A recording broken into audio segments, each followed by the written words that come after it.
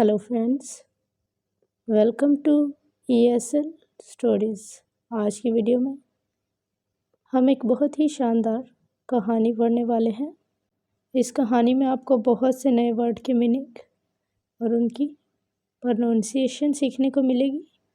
अगर आप इंग्लिश सीखने का शौक़ रखते हैं तो आज ही ESL स्टोरीज़ को लाइक, शेयर और सब्सक्राइब करें ताकि हमारी आने वाली हर वीडियो का नोटिफिकेशन आपको सबसे पहले मिल सके।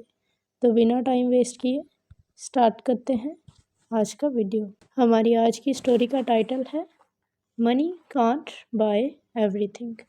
मनी कहते हैं पैसों को, कांट का मतलब होता है कैन नॉट, यानी नहीं कर सकते। बाय खरीदना, एवरीथिंग हर चीज़। मनी कांट बाय एवरीथिंग, पैसे से हर चीज़ नहीं खरीदी जा सकती। Nick was a 10-year-old boy. Year कहते हैं साल को। निक जो है वो एक 10 साल का लड़का था।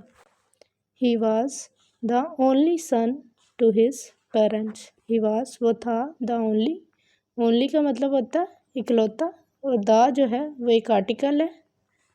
सन बेटा, टू हिज पेरेंट्स कहते हैं वालदैन को। He was the only son to his parents, वो अपने वालदैन का इकलौता बेटा था। निक्स फादर, निक के वालिद। यहाँ पे जो है एसोट्रॉफी एस लगा हुआ है जिसका मतलब होता है का या की, और फादर कहते हैं वालिद को। वाज अ वेरी का मतलब होता है बहुत, बिजी मसरूफ़, बिजनेसमैन कारोबारी इंसान थे। Nick's father was a very busy businessman. Nick के वालिद बहुत मसरूफ़ कारोबारी आदमी थे। हु कुड नॉट, हु का मतलब होता है जो, कुड नॉट का मतलब होता है नहीं कर सकते थे।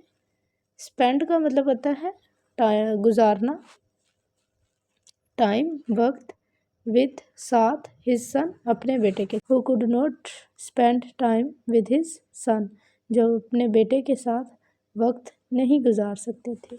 ही केम का मतलब होता है आना, होम घर पर, आफ्टर का मतलब होता है बाद में। निक स्लेप्ट जो है वो स्लीप की सेकंड फॉर्म है जिसका मतलब होता है सोना। ही केम होम आफ्टर निक स्लेप्ट, वो निक के सो जाने के बाद घर आते थे। एंड और वाज ऑफ का मतलब होता है चले जाना, टू ऑफिस कहते हैं दफ्तर को। बिफोर का मतलब होता है पहले। निक वोकअप जो है वो वेकअप की फॉर्म है, और इसका मतलब होता है जागना। इन द मॉर्निंग सुबह में। And was off to office before Nick woke up in the morning, और सुबह निक के उठने से पहले ऑफिस चले जाते थे। निक यार्ड का मतलब होता है तरसना या ख्वाहिशमंद होना। निक यार्ड फॉर हिज फादर कहते हैं वालिद को। और एस जैसा कि मैंने बताया एसोट्रॉफी एस है जिसका मतलब होता है का, की या के। अटेंशन कहते हैं तवज्जो को। Nick yearned for his father's attention, Nick अपने वालिद की तवज्जो का ख्वाहिशमंद था। ही वॉन्ट का मतलब होता है चाहना। टू गो का मतलब होता है जाना, आउटडोर्स बाहर। एंड प्ले का मतलब होता है खेलना। विद हिज फादर अपने वालिद के साथ। He wanted to go outdoors and play with his fathers, वो अपने वालिद के साथ बाहर जाकर खेलना चाहता था। Just like his friends did, जैसे कि उसके दोस्त अपने वालिद के साथ जाते थे। वन डे एक दिन। निक वाज सरप्राइज का मतलब होता है हैरान हो जाना। टू सी देखकर। हिज फादर अपने वालिद को। एट होम घर पर। इन द इवनिंग शाम में। इवनिंग कहते हैं शाम को। One day Nick was surprised to see his father at home in the evening. एक दिन निक अपने वालिद को शाम के वक्त घर पर देखकर हैरान रह गया। डैड, अब्बू, it is a big surprise कहते हैं बड़ी हैरानी को। टू सी देखना, यू आपको, एट होम घर पर। Dad it is a big surprise to see you at home. अबू आपको घर पर देखना एक बड़ी हैरानी की बात है। निक सैड, निक ने कहा। सैड का मतलब होता है कहना। ये से की सेकंड फॉर्म है। यस सन, जी बेटा। माय मीटिंग, मीटिंग कहते हैं ऐसी मुलाकात जिसमें एक से ज़्यादा लोग जो है वो किसी ख़ास मकसद के लिए जमा होते हैं। वाज कैंसल्ड, कैंसिल का मतलब होता है मनसूख हो जाना। Yes son, my meeting was cancelled. जी बेटा, मेरी मीटिंग मनसूख हो गई थी। सो इस आई एम एट होम, मैं घर पर हूँ। बट लेकिन आफ्टर, आफ्टर का मतलब होता है बाद में। 2 आवर्स, 2 घंटे के बाद। आवर्स कहते हैं घंटों को। I have to catch, catch का मतलब होता है पकड़ना। A flight, but after 2 hours I have to catch a flight. लेकिन 2 घंटे के बाद मेरी फ्लाइट है। हिज फादर रिप्लाइड, रिप्लाइड का मतलब होता है जवाब देना। हिज फादर रिप्लाइड, उसके वालिद ने जवाब दिया। व्हेन, व्हेन का मतलब यहाँ पे कब। Will you go back, when will you be back, be back का मतलब होता है वापस आना। आप वापस कब आएंगे। टुमारो जो है वो आने वाला दिन होता है जो कि फ्यूचर में आएगा। जैसे अगर आज ट्यूसडे है तो कल वेडनेसडे को हम टुमारो कहेंगे। मंडे जो है वो हमारा यस्टरडे है। आने वाले दिन के लिए जो है वो हम टुमारो का वर्ड यूज़ करते हैं और गुजरे हुए दिन के लिए हम यस्टरडे का लफ्ज़ यूज़ करते हैं। टुमारो नून, कल दोपहर में। Nick was in deep, deep कहते हैं गहरे को। थॉट, सोच को। For a while, for a while का मतलब है एक लम्हे के लिए। Nick was in deep thought for a while, Nick एक लम्हे के लिए गहरी सोच में खो गया। देन, देन का मतलब होता है फिर। ही आस्क्ड, उसने पूछा। Dad, Abu. How much, much का मतलब होता है बहुत या कितना। डू यू अर्न, अर्न का मतलब होता है कमाना। इन अ ईयर, ईयर साल में। देन ही आस्क्ड, फिर उसने पूछा। Dad, how much do you earn in a year. अबू आप एक साल में कितना कमा लेते। Nick's father was taken aback, taken aback का मतलब होता है हैरान रह जाना। निक के अबू हैरान रह गए। ही सैड, उन्होंने कहा। माय डियर सन, मेरे प्यारे बेटे। It's a very big amount, very का मतलब होता है बहुत, बिग बड़ी, अमाउंट रकम। And you would not, want का मतलब होता है वुड नॉट। मैं आपके लिए जो है वो वर्ड्स को अलग करके इसलिए पढ़ती हूँ ताकि आपको समझ आ जाए। बी एबल, एबल का मतलब होता है काबिल होना। टू अंडरस्टैंड, अंडरस्टैंड समझना। इट, इसे।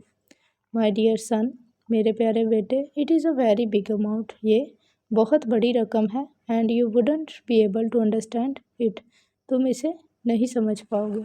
ओके डैड, ओके अब्बू। आर यू हैप्पी, हैप्पी का मतलब होता है खुश होना। विद द अमाउंट, अमाउंट कहते हैं रकम को। यू अर्न यानी कमाना। Dad, are you happy with the amount you earn.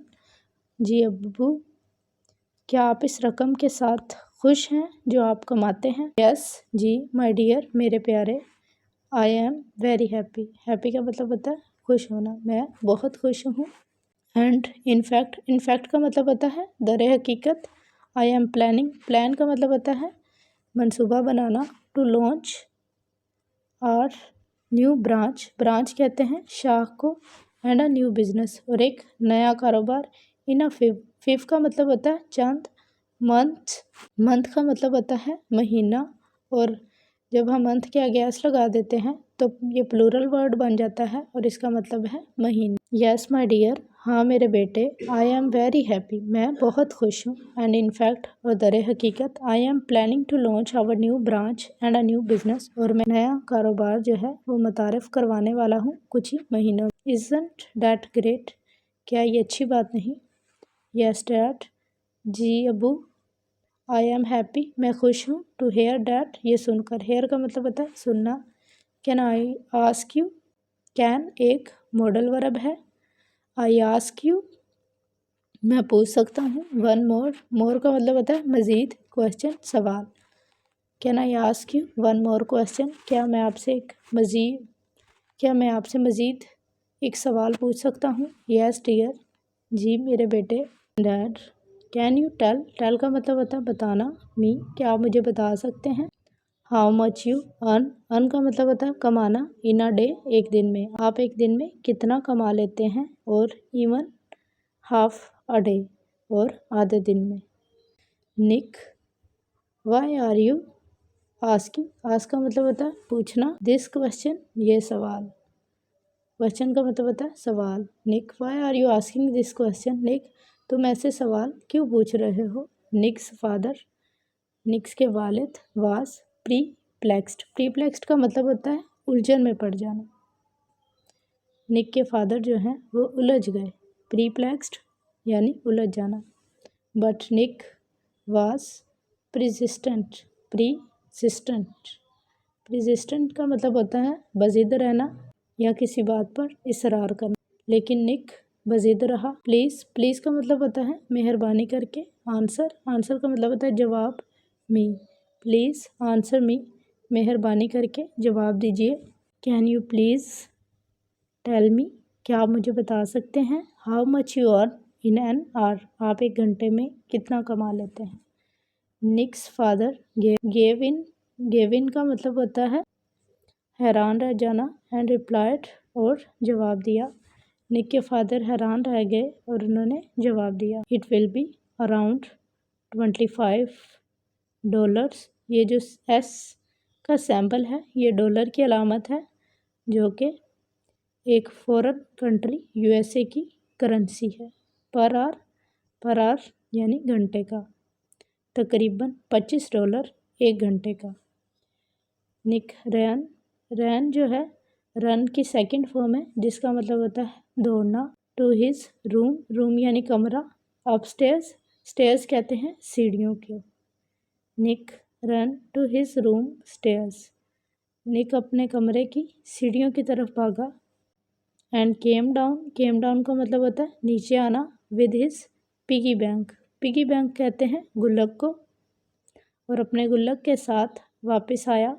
That content का मतलब होता है रखना। हिज सेविंग्स, सेविंग्स कहते हैं जमा पूंजी को। And came down with his piggy bank, और अपने गुल्लक के साथ नीचे आया। डैट कंटेंट हिज सेविंग्स, जिसमें उसकी जमा पूंजी थी। डैड, अब्बू, आई हैव $50, मेरे पास $50 हैं। इन माई पिगी बैंक, मेरे गुल्लक में। Dad, I have $50 in my piggy bank. अब्बू, मेरे गुल्लक में $50 हैं। कैन यू स्पेयर, स्पेयर का मतलब होता है गुजारना। 2 hours, 2 घंटे। फॉर मी, मेरे लिए।